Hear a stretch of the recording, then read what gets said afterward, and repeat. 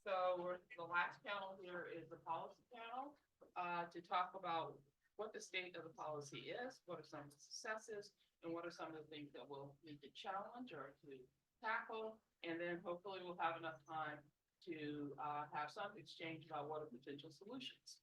So the first speaker, and we have Blaine Feely online, and then we have Jessica, who's spoken before here, and then Nick Lapis from Californians Against Waste will start. And Nick is off of several great victories, with police for repair and other, I'm sure, a bunch of other stuff too. But a long-time advocate with CAW and really advocating for recycling and sustainability. Cool. The presentation. Up on the. I gotta say, some of you, this is your first day, but for a lot of us, we've been here all week. And so this is the last panel of a week-long conference. So everyone's just really energized and excited, and yeah. I don't know what I did to deserve that, but. So I'm gonna not talk about EV batteries because that has been covered so well by everybody else. So I'm just going to talk about California's right to repair legislation, which is actually does not include vehicles. So this is literally not EV batteries. And my name is Nick Lapis. I'm with Californians Against Waste. We're an environmental organization based in Sacramento. Oh, that's not right. No, I have to do that. It's kind of lame. Sorry. So we're an environmental organization based in Sacramento. Been around since the late 70s, work on waste reduction recycling issues. So you heard a little bit about this in Peter's presentation earlier, but California passed a landmark right to repair law this past year. It was SB 244. I was going to give a quick background of what right to repair is, but Peter covered it, so I won't rehash all that. And I'm going to talk about how we got here, what the strategies were for getting it passed, and hopefully that could be useful for folks in other states. Some of it is applicable only in California, but hopefully some of it is transferable to others as well. So just a quick recap of what the bill does. It's actually kind of funny when you call something, you give something as big of a name as like, it's the right to repair. People assume it does everything in the world, right? Like anything you could possibly imagine that has to do with repair somehow covered in this bill. It's actually a very simple prospect. The idea is that manufacturers have to provide parts, tools, diagnostic materials to the public and to third-party repair shops at the same cost they provide it to their own internal repair networks. That's it. It's actually a very simple concept. For example, Peter showed the iPhone with the proprietary screw, right? So now Apple will have to sell those screws to every third-party repair shop or to the public, that kind of stuff. Oh, shoot. I did that again. Sorry. Let's see how many more times I do that. It's okay. It's yeah. And so it took us a while to get to the bill passing. It took us 5 years, 4 bills over 5 years. And that actually kind of understates how big of an undertaking it was. Our first 2 years introducing the bill, this was the first year we introduced it, I believe. You can tell it's actually all different staff from the same organizations. But the first year we introduced the bill, we couldn't even get a hearing. And we actually had something happen that I've never seen happen in the California legislature, where the bill was introduced, it was put into a code section. Usually bills get referred to committees based on code sections.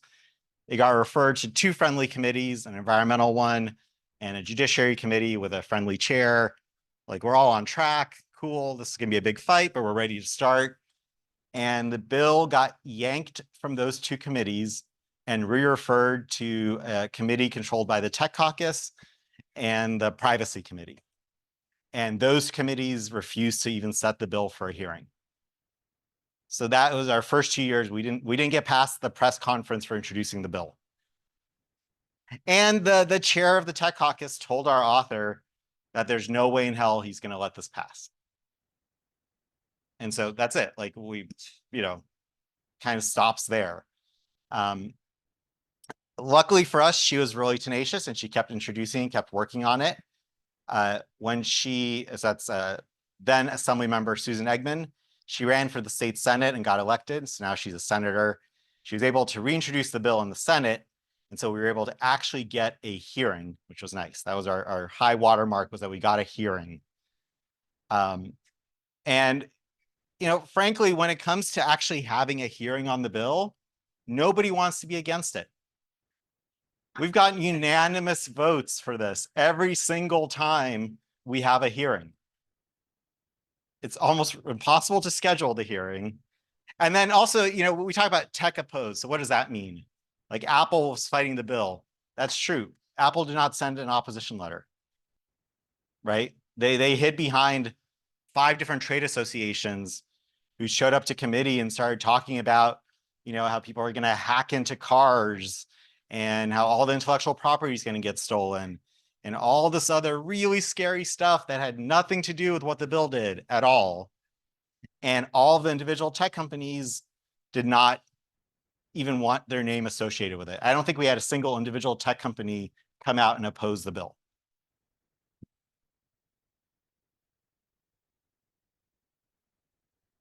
So there were a few things that really changed the dynamic. One is New York passed a right to repair law. And it was frankly a crappy law. They have this weird process in New York where after the legislature passes something, the governor can amend it.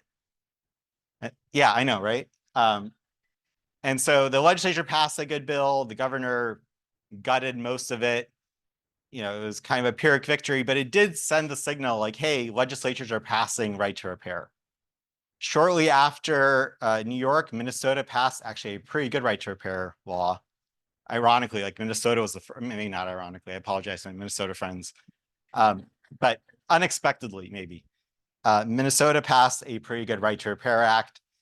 And we started getting popular support from more high profile people. So President Obama coming out officially in support, Biden, sorry. That was a weird Freudian slip or something, I don't know. So President Biden coming out in support, the California Attorney General coming out in support, it became more of a high profile issue. And that really made it more likely to pass. Oh, shoot, I'm sorry. Another thing that happened was that the Federal Trade Commission basically issued a report to Congress saying that all of the criticisms of right to repair are bogus. And, it's one thing for an environmental activist to show up and say, no, we're not opening up all intellectual property and completely destroying the entire tech industry. We're selling screwdrivers here. Like, it's not that complicated, but we don't have the credibility. And so the fact that the Federal Trade Commission came out and made that argument for us was a big deal. And they actually sent somebody to testify in committee. And so we actually had the Federal Trade Commission that's the Dan from the FTC testifying in committee, basically dispelling the arguments of the tech industry. And then we had a very specific issue in California where the bill kept dying in the Senate Appropriations Committee chaired by Senator Portantino.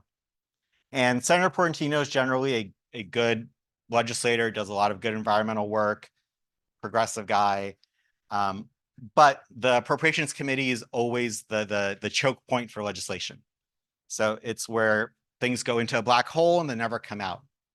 And so the committee kept killing the bills. We put a lot of effort into targeting him specifically. So we co-sponsored the bill with iFixit and CalPERG, and they held rallies and repair cafes in his district.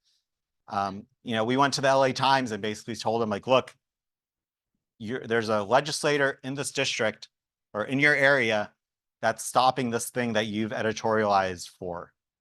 And so the LA Times called him out individually and basically said, Senator Portantino, it's on you to make sure this passes. And Senator Portantino is also running for Congress, and he's running against 2 environmentalists. So all that kind of brought things to a head and forced the conversation. The picture on the right there is actually something that Peter was talking about. We've had a series of fires all over the state. That's Joe Mariano, who runs the Shoreway recycling facility across the bay. They had a series of massive fires from lithium-ion batteries. So that also kind of contributed to it and built the noise.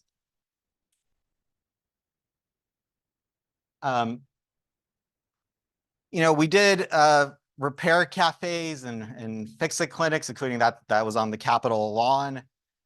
I don't know if that really made a big impact, to be honest. It felt good, but the first time we did that was the year we couldn't even get a hearing.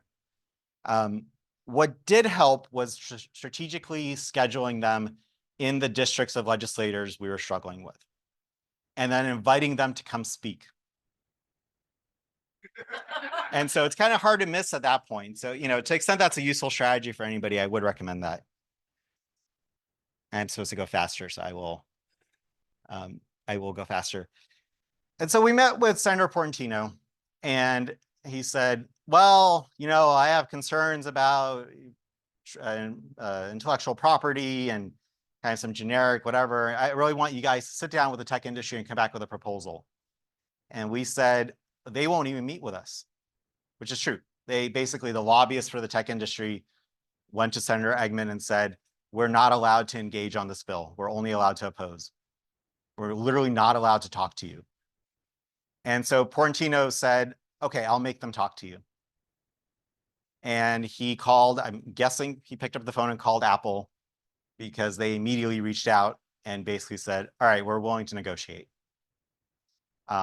And I think the message from him was, I'm getting too much pressure. I have to let this out. If you want to cut a deal, do it now. And Apple came forward with a list of 8 things that they wanted. We ended up, saying no to half, splitting the baby on the other half. But once they actually engaged, it actually wasn't that difficult to reach some compromises. And I can get into the compromises, but just for sake of time, I'll move forward. And again, that was kind of the big domino to fall.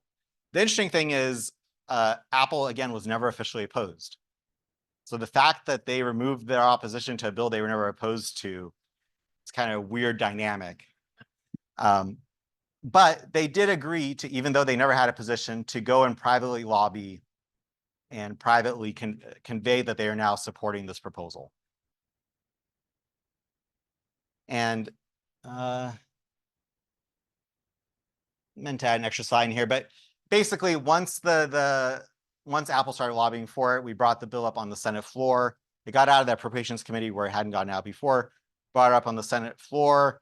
It received a 39-0 vote and went over to the Assembly. Because again, nobody wants to be against this, right? It's actually a really easy thing to support. And at that point, the rest of the tech industry freaked out. And the amount of conversations I had with lobbyists where there's some variation of, oh, Apple cut a side deal, and like, how dare Apple cut a side deal? And suddenly like, Samsung is mad, and Garmin is mad, and Amazon is mad, and all these companies who refused to meet with us for 5 years are mad that somebody else actually engaged. I remember the lobbyist for HP saying, oh, Apple always wants the limelight. It's like, we've been trying to talk to you. What the hell? So anyway, this was another thing we did. Again, I don't know that this had any impact beyond us getting the lobbyists on board, but it felt nice. So we set up a rally between where the legislators' office is and where the Capitol building is. And we stopped them on the way to the Capitol and asked them to pose with this huge wrench that CalPERG made that said right to repair. And then we posted photos, and we gave them our propaganda, had them post for photos, and we tagged them on Twitter. So again, I don't know if that actually did anything, but it sure felt nice. And again, this was the final vote. This bill wasn't controversial at all, right? Like, those are all ayes. So what's next? Now that we solved all the problems with right to repair, I'll highlight three things. One is an issue that Peter raised that we did not fix, and that's the parts pairing issue. Basically, you take two iPhones that are exactly the same, you swap their screens, and it's like an organ getting rejected by a person. It'll just say, no, you can't do that. Right now, Apple's the only company that does that, as far as I know. We did not explicitly say it was okay, but we didn't fix it. That's an issue that we did not resolve. The other thing that's next is other states. Like, let's push the boundaries. Let's go beyond what California did. I mean, let's build on each other.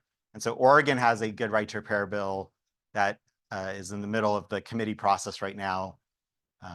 But, you know, other states as well. And then finally, the Federal Trade Commission. Really, the way we're going to get this nationally is for the FTC to say that it's anti-competitive to not have it. And we think they're on pretty solid legal ground, and there's a group of activists working on pushing them to do that. And so I think that is probably the next step. And I think that's it. My screen froze, but that was just my contact info. I think that's it. Yeah. All right, cool.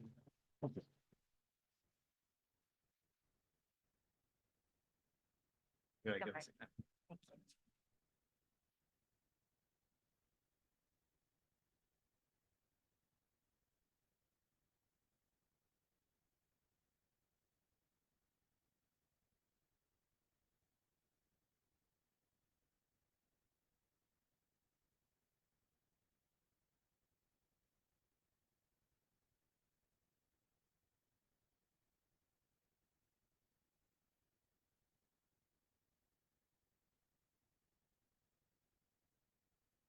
Sheila, if you were, I couldn't hear anything. Can you all hear me?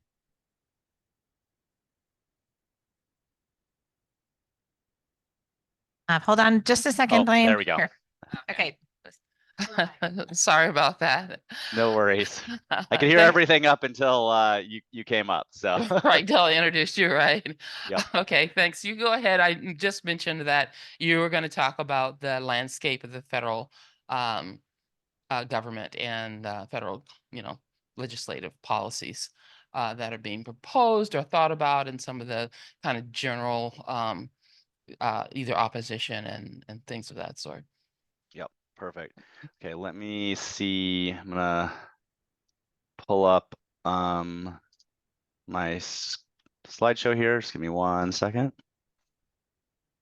All right.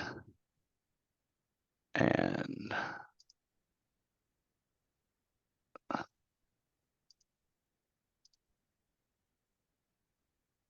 all right.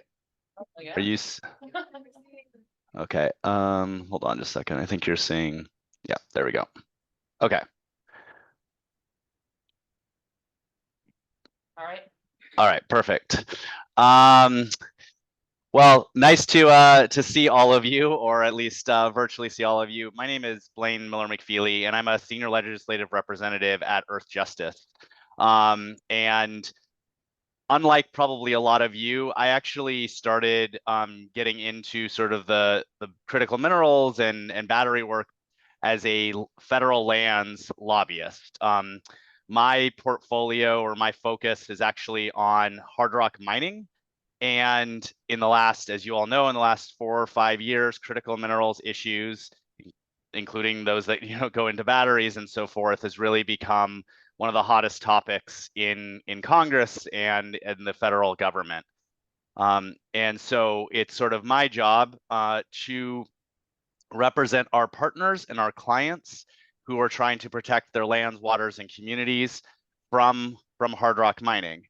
But what we also have at Earth Justice, in addition to many cases on trying to stop mines, is we also represent a lot of individuals who are fighting toxic output, whether that is from smog and carbon and climate change issues, or whether that is from battery recycling facilities and so forth. So we really felt that we needed a set of solutions that we could move forward that would be true and honest and supportive of all of our partners and clients across the board on this.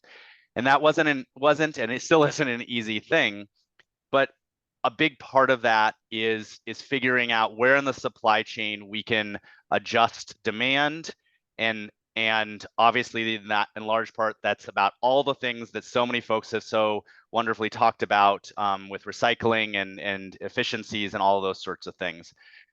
So what I'm going to talk about, as Sheila noted, is sort of the federal state of play here, and how that work that I've been doing is sort of related to that. As I noted, I come from sort of the land side. So what actually the impetus from our side to get this started was to push back on the notion that was happening over the last, has been happening over the last 4 or 5 years, which is that mining is the silver bullet to fighting climate change. That the only way to electrify our country is to get rid of all environmental standards for mining, and we'd be good to go. So that's really what started that. But we believe that we can and must build this clean energy future, and we can do it equitably and sustainably, and that political decisions right now are making the choice of how just our transition is going to be. Whether that is the dollars that are being spent at Department of Energy, Department of Defense, whether that is bills that are being passed within Congress or not passed for that matter. And so what we're trying to do is avoid sacrifice zones, right? There are all these sacrifice zones from the current oil and gas and coal impacted energy system. But we also don't want to create a new set of sacrifice zones for mining, which you see here the data about how much of our reserves of copper, lithium, et cetera, are very near or even on Native American reservations. And we have 500,000 of the abandoned hard rock mines. And on the flip side of the coin, we don't want to create sacrifice zones from recycling's toxic outputs that could occur if we do recycling in the wrong way, or without the right standards. And so we believe that a just transition needs three this is very top line, of course, but we need mining reform to update for the virgin materials that are needed.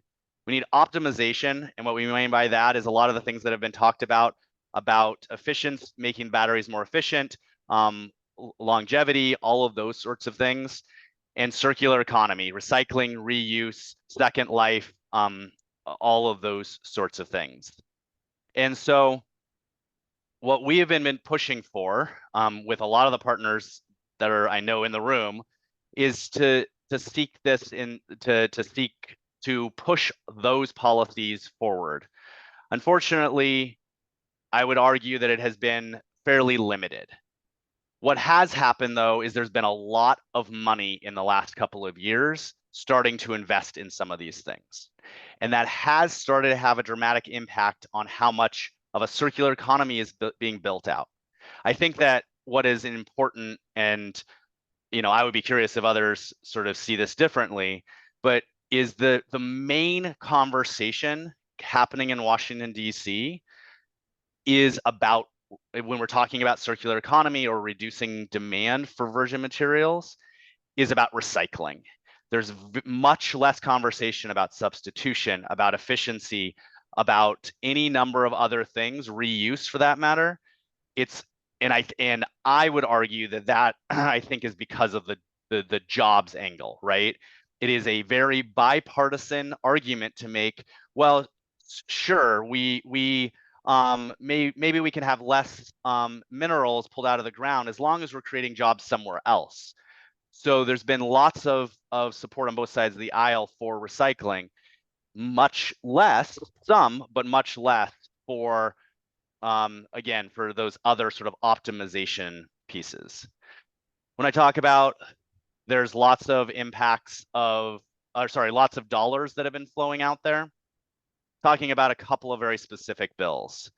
So the IRA, which is the climate bill that I'm sure most, if not all of you have heard about, that passed last year, I guess, yeah, or 2 years ago at this point, had billions of dollars for investments in the clean energy supply chain and critical minerals.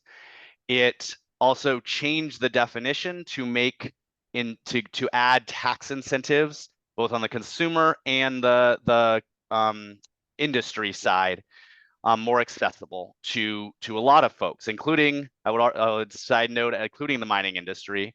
But to focus on sort of recycling here, they've defined EV battery materials in this bill as that are recycled in the US as American made, regardless of their origin. So hypothetically, if lithium or cobalt was imported from a foreign entity and then it's put into a battery and then gotten out and recycled and recycled and put into a new car or new battery, that makes it accessible to the IRA's purchase incentives. These are for example, this is the tax credit that you probably all heard about, $7,500 for a new EV if it has certain domestic requirements. And so they've made recycling in the US sort of apply to that, which is good in a certain way, but this is all about American made, right? That was the focus in a lot of ways of a lot of the things here is if it happens in the US, it must be good. I think there's a lot of questions about that assessment, but that sort of was how the IRA was put together, the climate bill. It also expanded the types of projects that could get loans and tax credits to include EV battery and critical mineral recycling, like the 48C tax credit. There's Title 17 loans. These are some of the huge companies, huge recycling companies like Redwood, Lifecycle have received hundreds of millions of dollars under these tax credits already and loans already. Defense Production Act was another one where a lot has changed in the last couple of years. In March of 2022, the Defense Department or the president signed and sort of an addendum basically to the Defense Production Act saying critical minerals could get Defense Production Act funding. For those that don't know what the DPA is, basically it was a Cold War era law that allowed the president to say you can make things that are needed for national security with sort of less requirements and free money. It was supposed to be about, things during the Cold War, but it has been expanded drastically, in this case, for the use for minerals, and recycling is part of that. The IRA actually helped fund the Defense Production Act to put $500 million into this section, and there was a handshake agreement behind the scenes with Senator Manchin and a few others that said half of it's going to go to heat pumps and half of it's going to go to critical minerals.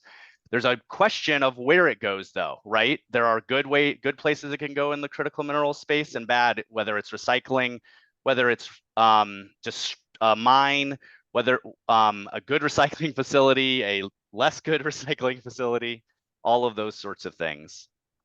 The next bill that I'll just mention is the bipartisan infrastructure law. You folks might remember this is the one that there was the deal with Senator Manchin. We'll pass the bipartisan infrastructure law and then we'll get a climate bill. So this came first, and this was billions upon billions of dollars for clean energy supply chains, including battery manufacturing and recycling grant programs. This can go to construction of or re-equipping of sort of these facilities, these factories. It goes to RD&D, although much less to RD&D. It goes to state and local collection systems for recycling of batteries and minerals. And I would say, again, there's a lot of discretion here by what DOE, mostly some other agencies, but a lot of Department of Energy get to spend it on. There's some sort of requirements. One of the grant programs, for example, requires 30% of the funds go to secondary recovery. That leaves 70% for them to choose where the funds go. So one of the things that really needs to be done in the policy space right now is to push them to be spending it in the right ways. The RD&D funds should really be going towards making things more efficient and not just dumping funds into a new project that that's going to, you know, harm communities next to it, or without any due diligence often. It also included a task force on extended producer responsibility framework for batteries. Again, just a task force, did not push it forward in any way. As far as we know, the task force is not done a whole lot, which is unfortunate. But it is out there to help move that along and get some good ideas. And then finally, the National Defense Authorization Act. As some of you might know, the DoD, Department of Defense, is the largest purchaser of critical minerals in the US. And so whatever they do helps set the direction in a lot of ways of the market.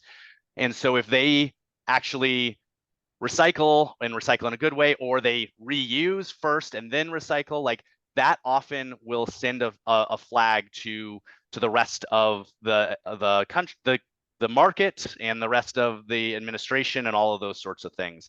Just as one example, in FY23, there was provisions from something called the Strategic EV Management Act, which requires the GSA, which is the people who control the federal fleet. We're talking the Postal Service vehicles. You know, there are millions of vehicles that are owned by the federal government. They have to come up with a plan for reusing and recycling the EV batteries in that fleet. You'll notice the two leaders of this, Senator Romney and Senator Peters, it's a bipartisan pair.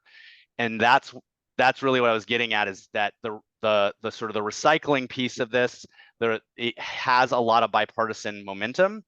What it has avoided doing, and what this bill and all these other ones have avoided doing, is really putting standards or requirements around the kinds of reuse and recycling, and, as been talked about in so many panels today, setting it up so that things like design make those easier. It's really just all about the very last stage of that, which is, oh, we just need to make sure it gets some money to start up those power or those recycling plants and so forth. So there's a lot of pieces that are missing. But again, there's been a huge boom in EV recycling. I mentioned about Light Cycle and Redwood Materials getting millions and billions of dollars. Again, here, this is what I think we have a huge gap in, is they're handing out these millions and billions of dollars without any due diligence, or with at least limited due diligence, without any environmental standards and community input of what should be happening and where should it be happening. They're often announcing these funds with just the surprise of the community that is next to it, including tribes often. And so there really needs to be a process that they need to have, that they do that community consultation and so forth. One really sort of anecdote, sad thing that they did in a different bill this past year was they actually took away the requirement that funding that goes through the Department of Energy Loan Program Office has to have NEPA analysis. So in other words, there's no sort of environmental analysis done of the funding if it's especially if it's on private or state lands. It does not need NEPA analysis. The hook of federal funding that we used to have to actually do analysis doesn't exist anymore. And I've talked about the bipartisan support there. So what do we need? We need to start at the bottom, which is we need to ensure that these dollars, as they're going out the door, have environmental and labor standards. We need not only them to be doing it sort of voluntarily right now as they're sending the dollars out the door, but we need legislation and regulations to actually go into place to do that.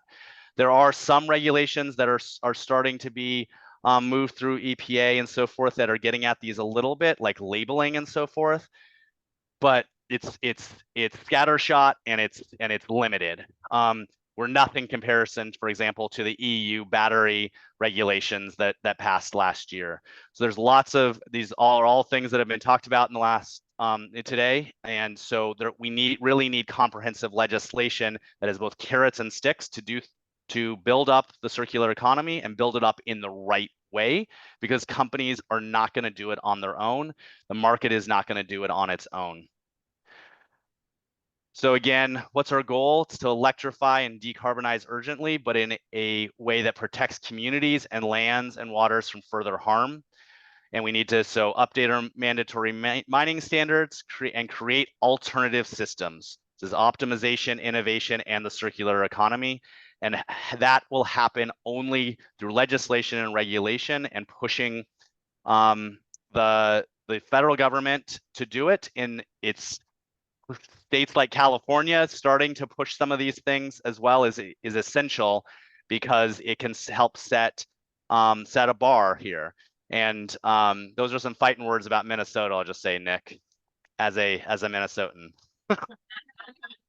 But I think that is sort of the very quick and dirty about sort of how I see the federal landscape right now. Happy to take questions at the end.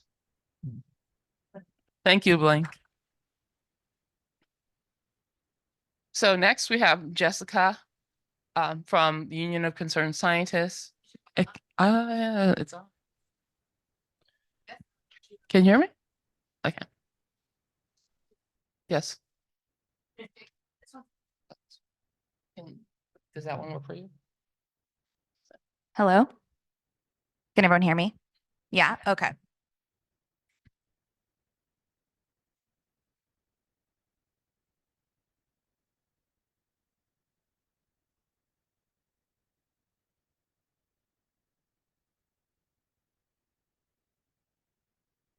Sorry, I don't know what I'm supposed to be doing up here.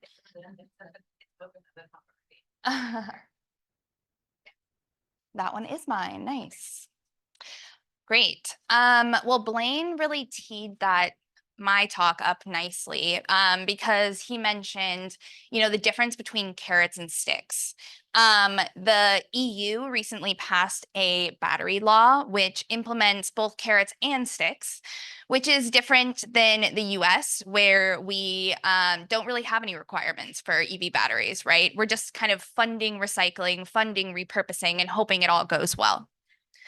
But the EU, they have passed a law that looks at lithium-ion batteries from the mining of minerals, to the actual design of the product, the use of the product, and then the end of life, right? The reuse, repurposing, and recycling. And I think there's a lot we can learn from it, positive and negative. And that's something that we want to apply to the US. And it's something that we're working on specifically right now in California for SB 615.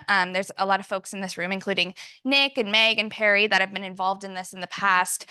And really, we're trying to implement some of the things that you'll see here, but due to kind of the politics, we're definitely not even trying to implement all of them. So the first I'll talk about is extended producer responsibility. This has been mentioned throughout, but I'll just spell out. It basically means that the manufacturer is responsible for ensuring the batteries are recycled, or not and reused and repurposed. It really creates centralized responsibility, right? So it makes it so there are certain parties that we know are required to do this, and therefore have to kind of plan for the transportation of these batteries, the collection of the batteries, and then that reuse and recycling. And I do want to mention, when we're talking about producers, we're talking for EVs, the actual EV manufacturer, not specifically the battery manufacturer. So we're talking about the Tesla, the Ford, the Honda. It also encourages design for disassembly, for reuse, repurposing, and recycling. These manufacturers are responsible for this, and so they're going to make it cheaper, right? We know about the hurdles. We know that there's a lack of access to information. They're difficult to take apart. And And they can really decrease those costs if they have to design for it in the beginning engineering phase. And if there is a cost to it, it'll have to be put into the cost of the electric vehicle. So not only is there an incentive to decrease the costs of disassembly and reuse and recycling, it also means that it'll be embedded in the cost of the product. So this is now in the EU. This is not in the US anywhere, but it is something that we're trying to pass in California. And I believe New Jersey passed kind of a weak version of this recently, and Hawaii is looking into it as well. This got mentioned a lot, right? The issues with disassembly, how difficult this is, so I won't reiterate. But I think this is one of those key aspects that extended producer responsibility can help, is making it so that this is a quicker and less hazardous process, and that testing is available. Okay, the next thing that the EU bill really looks at is ensuring recycling is done properly. Right, we're here with GAIA. We know that incineration is not the way, and we need to actually recover the minerals that are there. They have recycling recovery rates, which are not the highest, I'd say. You can see that they have a recovery rate for cobalt and nickel at 90%, but lithium at 50%. And that's lower than technologically possible, but it's because there are incinerators in Europe right now. And so they're incrementally getting there, right? They say 80% in 2030 because they're trying to encourage companies and technology to basically do better. Next is recycled content standards. So basically this is requiring a certain amount of battery minerals to come from recycled materials. These are increasing as time goes on and for the materials out there. Essentially, it creates a market for these minerals, even if they are more expensive than those that are newly mined. As was kind of pointed out earlier by Blaine, it can also kind of create artificial incentive to recycle batteries instead of going directly to reuse and repurposing. They require a calculation of the greenhouse gas emissions of the whole process of manufacturing and recycling batteries. And they also have standards, future standards. And lastly, they require the recycling to be done to certain environmental regulations in the EU, no matter if those batteries are exported outside the EU. So this is really important when we're talking about what are the emissions of recycling. They need to be high, or they need to be not high. They need to be regulated even if they're outside of the EU. And this is not in the US. We are in California. We're really trying to make sure that we do have recovery rates because this is a really important piece, and that we're defining what recycling is so that we have low emissions. Oh, and they have to report, right? You don't actually know what a company is doing or what's happening in a system if they aren't reporting it. So this whole really day has emphasized reuse and repurposing. And what's interesting about the EU directive is that they don't specifically spell out that reuse and repurposing has to happen. Instead, they incentivize it. And that's basically because they saw the same barriers that was kind of spelled out today. They saw that it was difficult to disassemble. It was difficult to know what information is available through the state of health. And so the battery passport was created. Is being created. It's not created yet. And what it really does is provide information about the use of the battery and the end of life. So this is going to be something that's probably developed over the next couple of years, and we'll definitely see how it goes. It's also something that we're trying to push for in order to support the EV tax credits in the US. We think that might be kind of a way in of getting it implemented in the US, despite that only really being for the material sourcing. But kind of once you implement it in one aspect of regulations, it'd be a lot easier to tack on other requirements as well. It was also mentioned earlier that California has its own kind of labeling requirements. This is a great step forward. It's not as good as the EU requirements because it only, it only requires the state of health reading to be available if the battery is actually in an EV. So once it's removed, right, you have no access to the state of health. Or even when I think when the EV can't turn on anymore, you also don't have access to the state of health. So this is a step in the right direction, but we're not completely there yet. So I've had a big question lately, a question that I've had for folks, and also that folks have had for me, is how do we ensure exported batteries are recycled? This was brought up today as well, and I think I'm gonna kind of pose it to everybody else, but I'm also gonna go through some more information before we hear from the audience. First of all, there's kind of two groups of exported batteries. One being exported old batteries, so ones that we think should be reused, repurposed, or recycled, and that are already taken out of the car. And the next is exported used cars. So there's a large used car market, and cars are exported from the US to then continue being driven. The EU has attempted to ensure that exported old batteries, so those removed from the cars, are recycled. And that's through the Basel Convention, which the US is not part of. And also, there's been reports of illegal activity happening, so waste being exported. The next is something I mentioned before, but there are environmental requirements for recycling, even if the batteries are exported out of the EU and then recycled. And that's something, we're definitely trying to include in any US regulation and the California regulation. And lastly, just general reporting, right? So that we know where these batteries are going and where they're being recycled and how they're being recycled. Not sure if this is enough, but this is what they got, right? But then I think one of the harder questions is, how do we ensure that exported cars that have a lithium-ion battery are eventually reused, repurposed, and recycled? The EU doesn't address this, from what I can tell. If I'm wrong, please tell me. But we've come up with some ideas as how maybe the US can address this. But before I go into that, I want to give you more details about exports.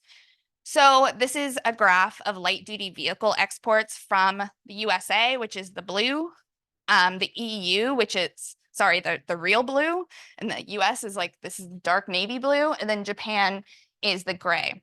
So that's a lot of used cars being exported yearly from these countries. And when we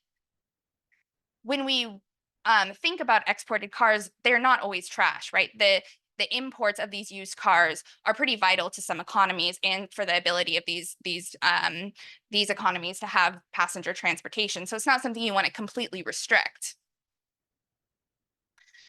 And so some ideas about how we could deal with this is having a minimum state of health export requirement. So for example, saying you can't export a car if it only has 75% of state of health, because at that point, the battery needs to be reused or recycled. There's a couple issues with that, right? Emerging economies might really benefit from having repurposed storage is one. The next is that some research at UC Davis, a student named Paco, is doing research and found that the US accounts for about 200,000 used car exports from the US to Mexico per year. But from his research, he's finding that it's actually more about 1.2 million cars are being exported from the US to Mexico per year.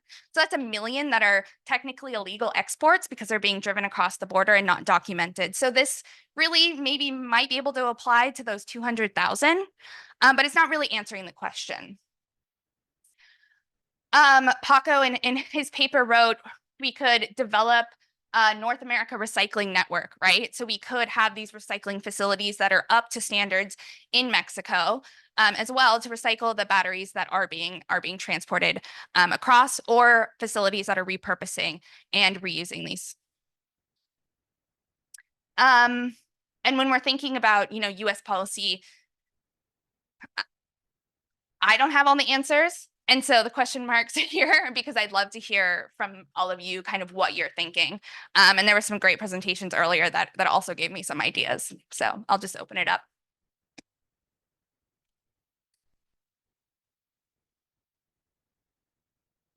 Thank you so much. So we can open it up for questions right now. I don't know if we have any more. Do we have any? We start in the room then? Zara? Hi. My question is actually about extended producer responsibility. It's something that we think a lot about at Rejewel because we need access to that information. But one challenge we found is many of the vehicles, once it's gone off the dealer lot, even at that point, the OEM doesn't really have access to it. So I think designing with the end in mind is important, but the collection is a much bigger problem that extends way past the automaker. For instance, in a crash vehicle, the insurance actually owns the vehicle. And we've actually talked to many automakers where they're trying to get them back, but they can't even buy them because on the open market, they might get a better price from a dismantler or by exporting it. So how do we bring the right people to the table to ensure that the collection is also happening? Yeah, this has been a big talking point in our discussion with stakeholders. And this is a bit of a different extended producer responsibility framework, where basically the OEMs or the automakers would only be responsible if nobody wants the battery, right? So these are valuable and there's already a whole network designed. So if a insurance company is going to buy or sell the battery to you per se, then that's great. Like there's a use for it. And in that scenario, right, the repurposing company would then be responsible for recycling it. Or if a dismantler, right, dismantlers will be the ones that are taking these batteries out most likely. And so if they want to sell it for scrap or test it for reuse and repurposing, then they would have the ability to do that. The OEM would come in if they basically got a call from a dismantler and they said, we have some batteries and we don't want them. And then they'd be responsible for the collection and that network design. So the collection is expensive, right? Especially in a decentralized network. And so hopefully in this kind of model, they would design the batteries so maybe they don't have to deal with them. And they're easier to repurpose and recycle. And they would design a network that is more efficient so that they can collect them, or there are places that you can drop them off. Just to echo that comment, I went into working on this issue outside Right to Repair on the EV battery issue with some preconceptions that I think most people have that turned out to not be true.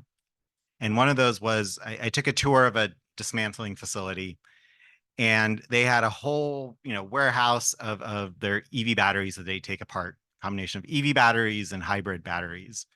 And they basically said, we have no problems with 99% of these. They're easy to take out. And we have a customer who will buy it, and we call around. We have a few different customers and we call around, and different ones give us a better price on any given day. But generally, we don't really have any issues. We have issues with a small subset of the batteries. We have issues with the ones that are in an accident. We have issues with Tesla batteries because of their shape. But it's like this really small universe. And everything else has such market value, at least right now in California. And maybe that's because we're right next to Redwood and right next to other facilities, that it's not really getting exported. It's not really getting illegally dumped. It has a market value. And so after that, we started having these conversations of, yes, we want to see broad EPR, right? We want to see extended producer responsibility. We want to see the passports and all this other stuff. But if we're really solving for the edge case of 1% of cars, then why don't we just solve for that 1% of cars? And why don't we say that if there is no market for it, the manufacturer has to take it back or fund the collection of it? And it's just, in my mind, it's a much easier thing to wrap your mind around. That's not to say everything else isn't also important, but the reason I'm saying this is I actually think it is a really good opportunity to lock in an EPR system, because once we get it in place that the manufacturer's on the hook if no one wants it, then as the battery chemistries change and the value of the batteries isn't what it is now, they will still be on the hook. And so I would love to see the broad, I mean, Jessica and I have gone back and forth on this. I would love to see Jessica's bill, and I will be the first one there supporting it. But I think that there are smaller things we could do as well. Perry had a comment. Yes, very honest. I hate to disagree, but I think we should be careful. First of all, I think people need to understand that what people in this room normally consider recycling is not happening with these batteries. You're not taking your old newspaper and making a new newspaper. You're not taking your old lead battery and making a new lead battery here. You're taking this stuff and you're turning it into what's called black mass.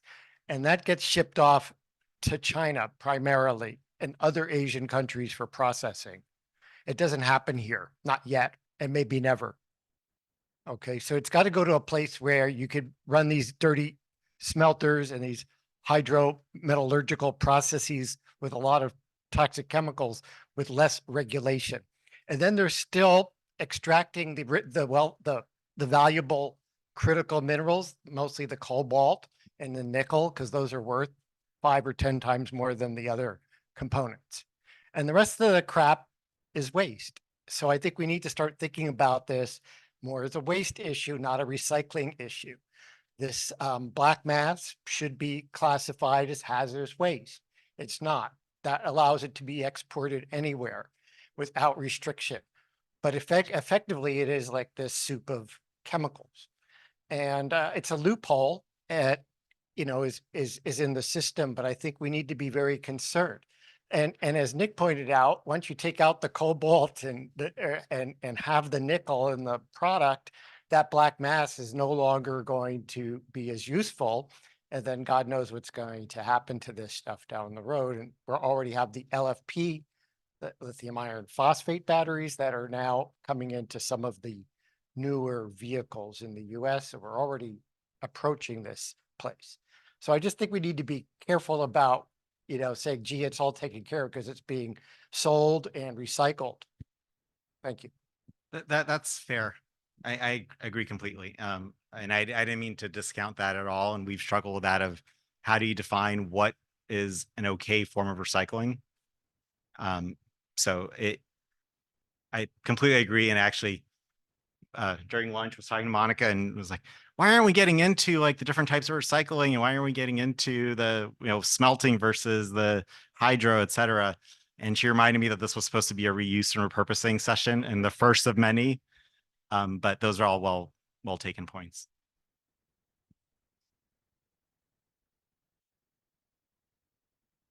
Sorry, I just have a follow-on question to your point. Forgive my ignorance. So in that case, what are the US-based recyclers doing if they're not treating black mass, like the redwood materials and all that? What are they doing?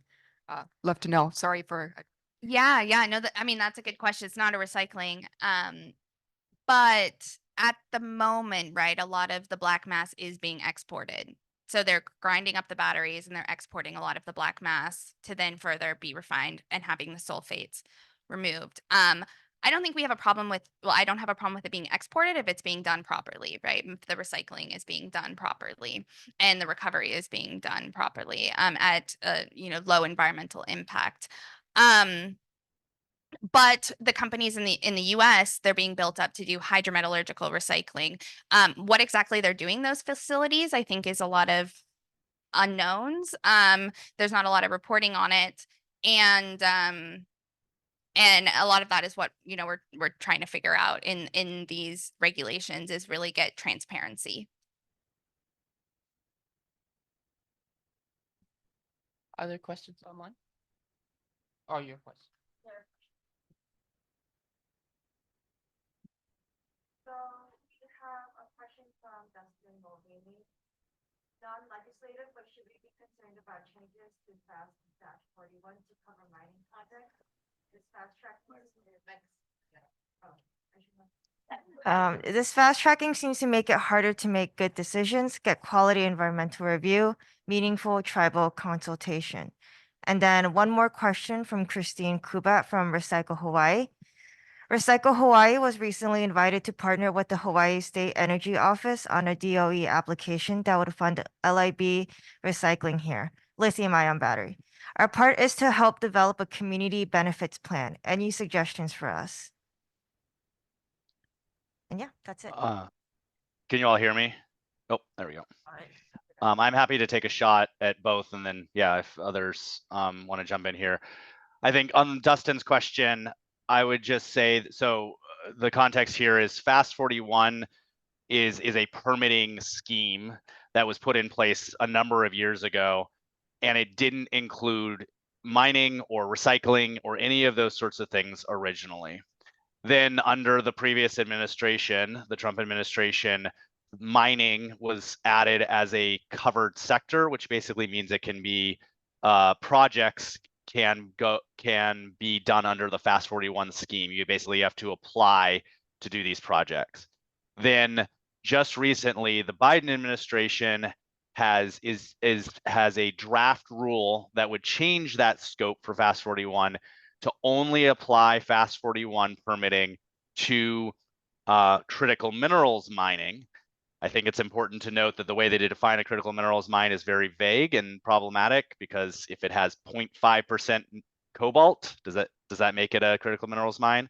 But setting that aside, it also adds recycling as a FAST-41 eligible permitting project. FAST-41 as a whole is, or I'll just put it this way, Earth Justice is opposed to FAST-41. It is biased and weighted towards the proponent, the industry, the project sponsor, right? So that in this case, a recycling company who wants to build a recycling plant or whatever it happens to be. And the idea of it is it's supposed to speed these projects up, create more transparency. Transparency is great, but putting your foot on a scale on the side of industry and taking away community input is bad for so many reasons. And so we oppose FAST-41 as a whole. We drafted a letter opposing it both for recycling and for mining, and many groups signed that. So we see it as problematic. But it's complicated because they're throwing recycling in with sort of mining, and you know, there's an argument to be made that one maybe should be higher up, and how do you decide which should get FAST-41 priority and all of those sorts of things. So hopefully that answers that question. And then to the question about community benefits agreements, I don't have the full answer here except to say a couple of things. Community benefits agreements are often a trigger word actually for a lot of communities, especially Indigenous communities, because it's often seen as a way to railroad them to get a project, right? Basically buying them off is oftentimes the way it is seen. Oh, we'll give you a certain number of jobs, or we'll give you a certain number of dollars from the project, and then you have to accept that it's going to happen.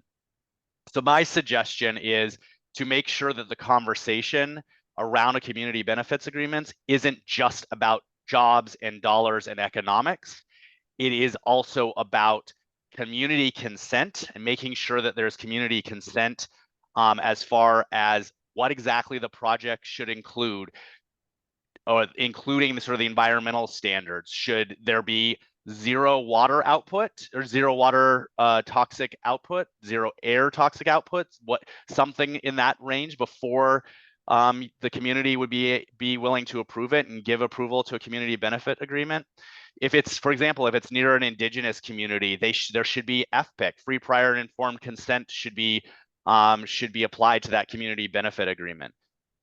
For another thing to ask for is the permits, whether they're state or local or federal, before dollars are given for the recycling project, those permits should be complete, because oftentimes dollars are given and they will grease the skids for a project that hasn't been permitted and may not have high have high enough standards to get through the permitting process. But again, it's going to grease the skids. We've seen this time and again, especially in the mining context, but it definitely could happen in the recycling context too. So I guess those are just a couple of the thoughts I would bring into it. We actually have at Earth Justice a list of what we call due diligence standards that we're demanding that the Department of Energy and others apply to any projects that they're putting dollars into. I'm happy to share that around. That includes things like FPIC.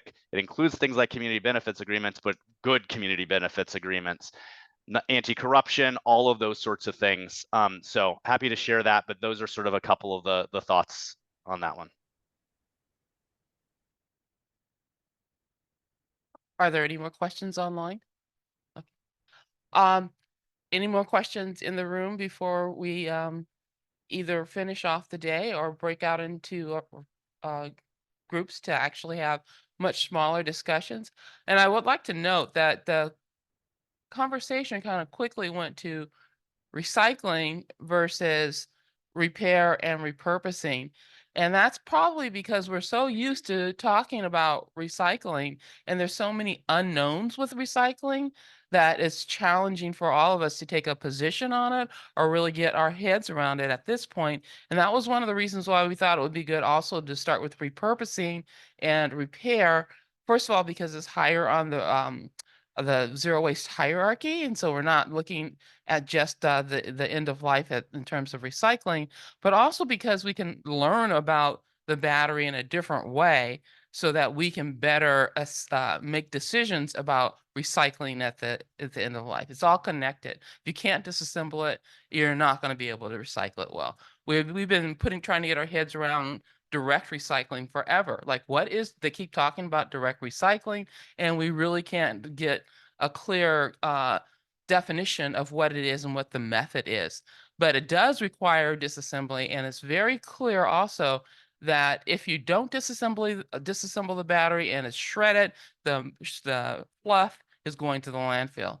And again, you have to go upstream to make sure that it's designed so that it could be disassembled, that it can be dismantled, that the materials can be segregated. And so they're all connected. We're starting a bit at the top here. And so we will get to recycling. We're hoping that you guys stick with us throughout the year.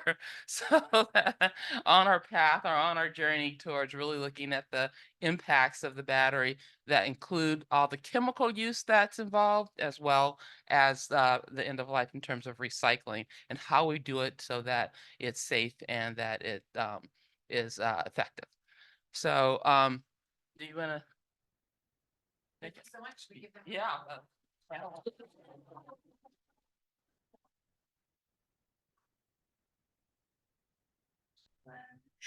Thank you. We have just about 30 minutes, and we have a quick exercise that we'd like to do to wrap up the day.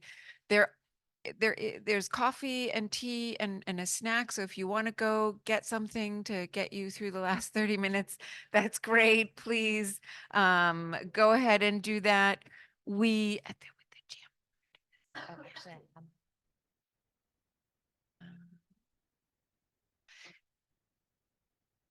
Yeah, this is great for now. So we have 3 prompt questions. So from everything that we have talked about today, we trying to get your feedback in 3 questions. Which is a lot. And this is where maybe on Zoom, Erica, we could go ahead and share the Jamboard link in the chat. Great.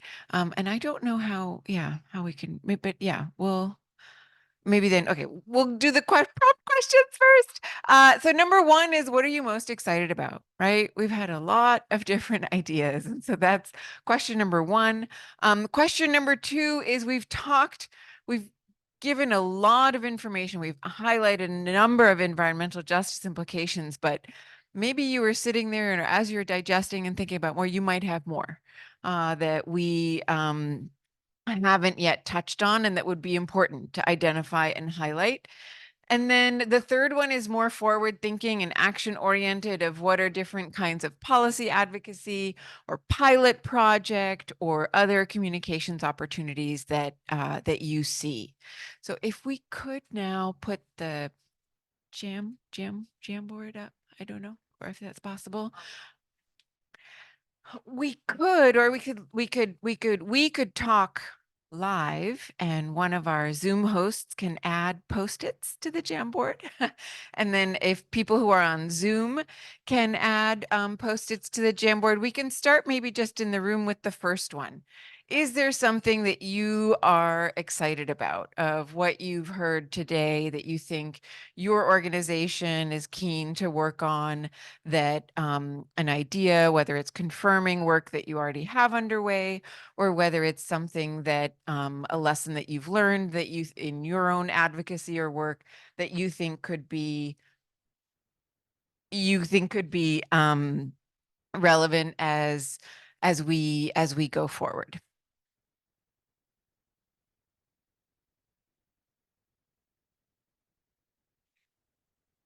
Yeah, how many of us are there? Yeah, yeah. We'll give you a few minutes. And if you want to have two tables together too, that works too.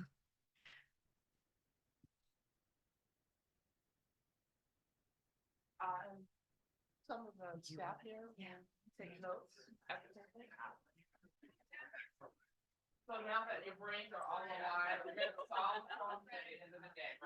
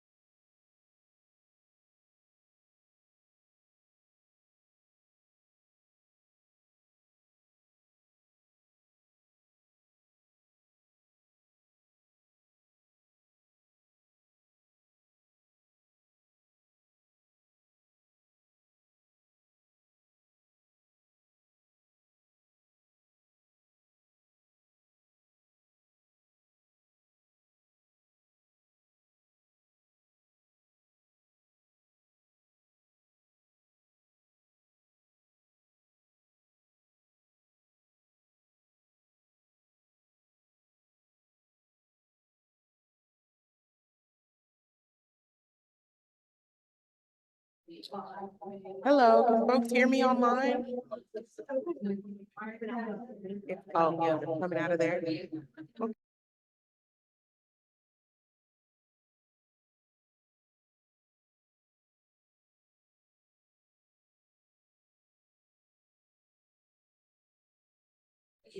What about now?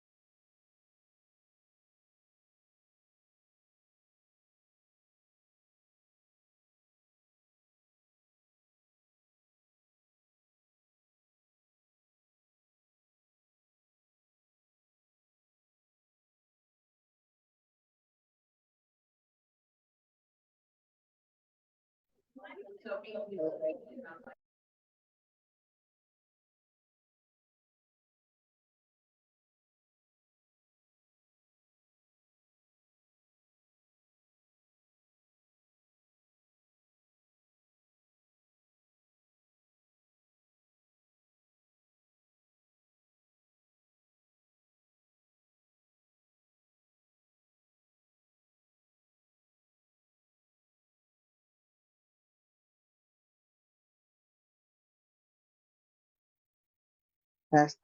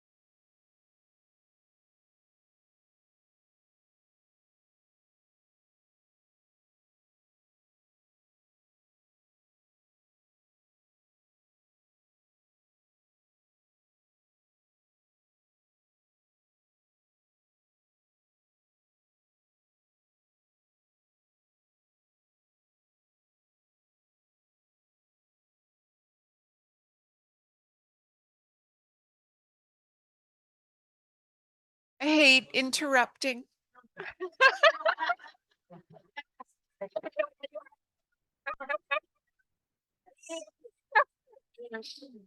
So if we could wrap up the conversation, and if each table could designate one person to give just a very brief, not comprehensive report back.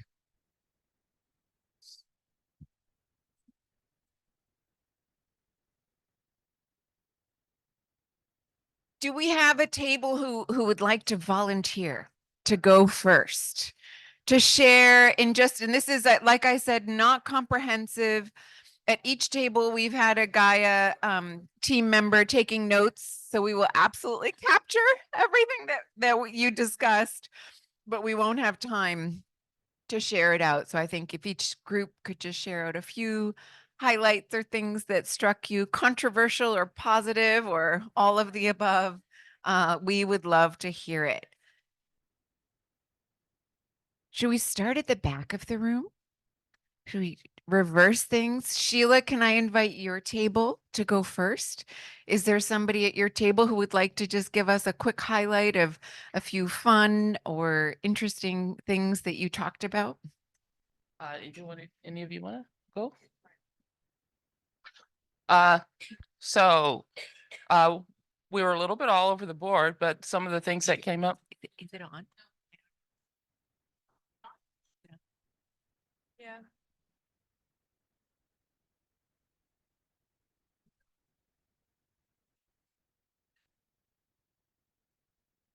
Okay.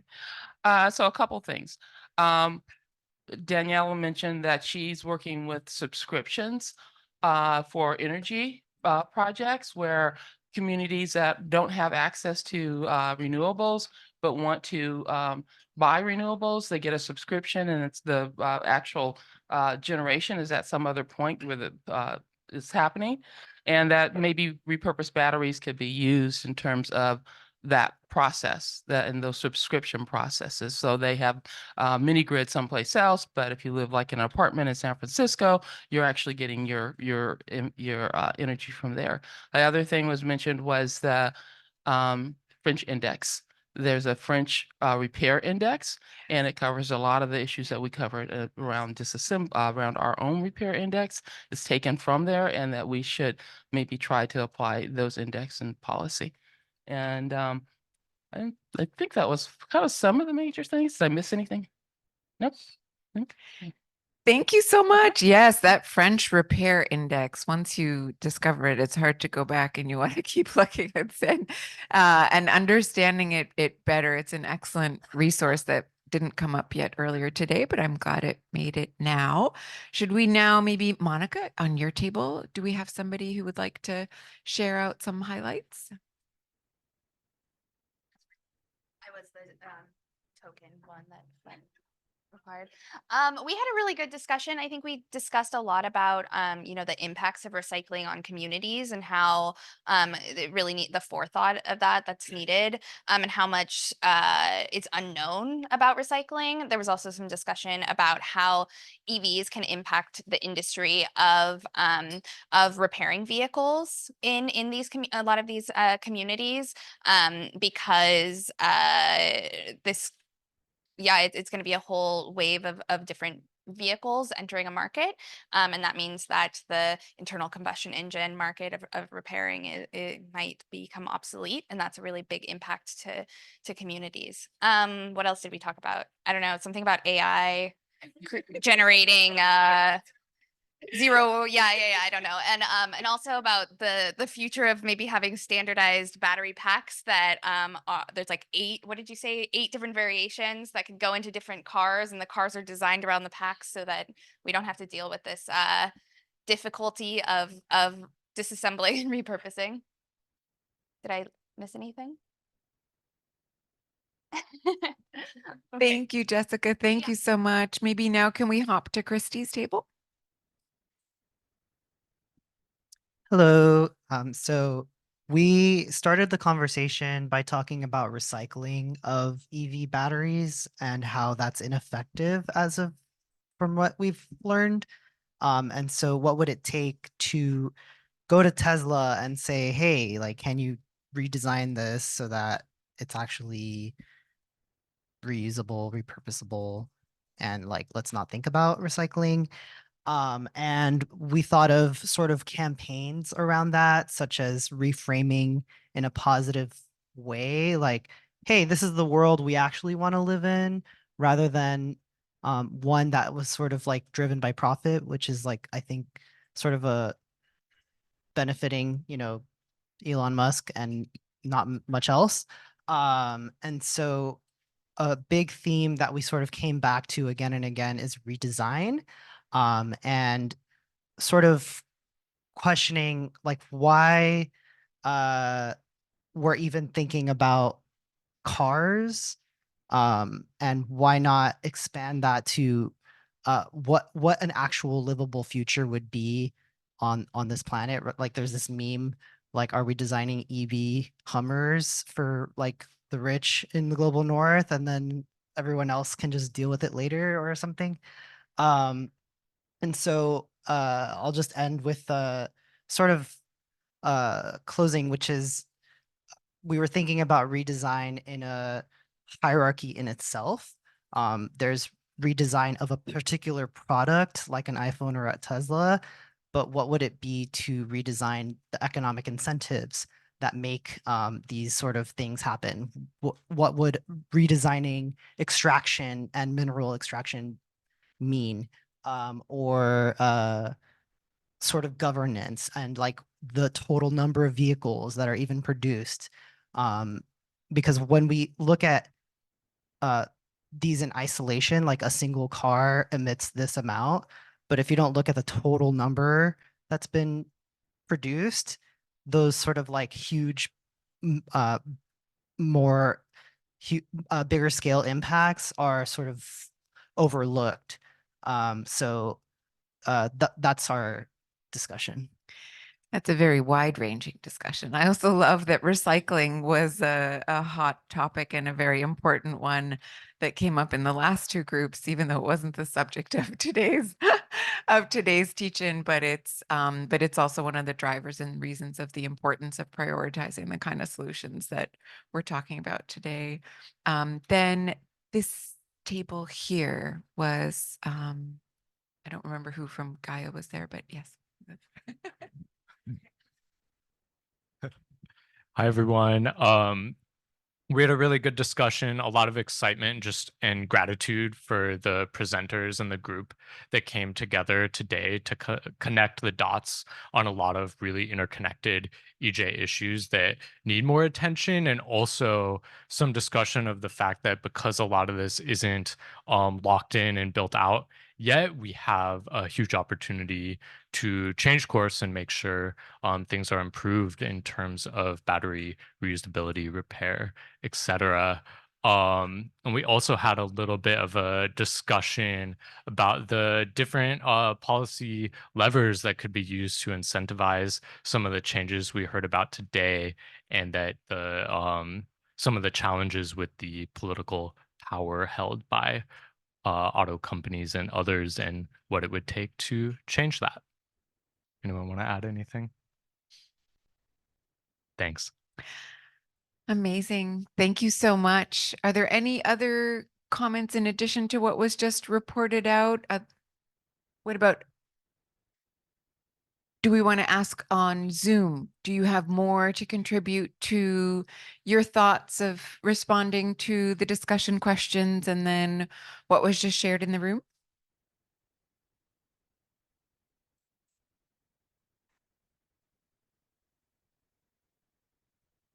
Yeah. Then I'd love to, Sheila, do you want to actually come up and join me? Yeah.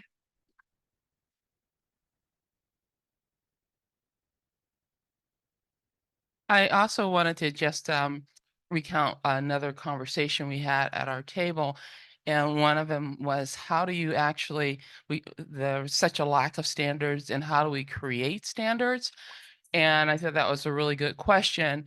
And in my experience in other sectors, like in electronics and in solar, whoever fills that void and the first out the gate to start advocating around a set of standards actually creates plays a key role. You'd be surprised, even small organizations will play a key role in creating guidelines for standards that are implemented later on that become part of a larger standard and sometimes eventually laws. Sometimes they get greenwashed, but also sometimes it's just important that we put our vision and our um, values into the standard. And if we're out the gate early, then the companies and other people or other stakeholders have to respond to us. And so I would just want to encourage us to start thinking about what type of standards and that we would want, whether it's the standards around information, or I just like the idea of one of the other tables that there's like 3 different kind of batteries, and we're thinking of and they all have to meet a certain type of standard, and that we think larger, of course, than just the EVs, but the battery energy delivery systems, and that we change the conversation. But we do have a lot of power in terms of setting the agenda right now. We start looking at and starting to engage in the battery passport and the Global Battery Alliance, which is basically most of these big automakers and battery makers, and that's exactly what they're doing. They know the EU has a law that says you have to have a battery passport, so they're out there creating one. And then the EU is going to respond to what the battery passport that was created by these big companies. Governments don't always have the time to sit down and actually develop standards and regulations. They take often from what's out there, from what's being promulgated by other groups. And so we have a big opportunity in addition to the policies that we want to advocate for, but to start populating the void and creating our own criteria and our own standards that really take into account the people that we're most and the issues that we're most concerned about.